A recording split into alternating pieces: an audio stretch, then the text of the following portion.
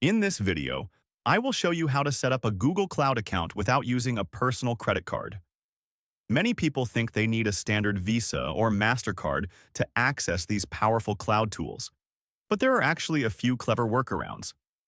The easiest method is to use a virtual debit card or a prepaid card that supports international transactions.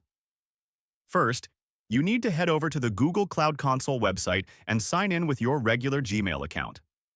When you reach the billing section, instead of entering a traditional credit card, you can link a verified PayPal account that is connected to your bank balance. Another great option is to apply for the Google Cloud for Startups program, or the student program if you have an academic email address. This allows you to explore the platform and build your projects without any upfront costs.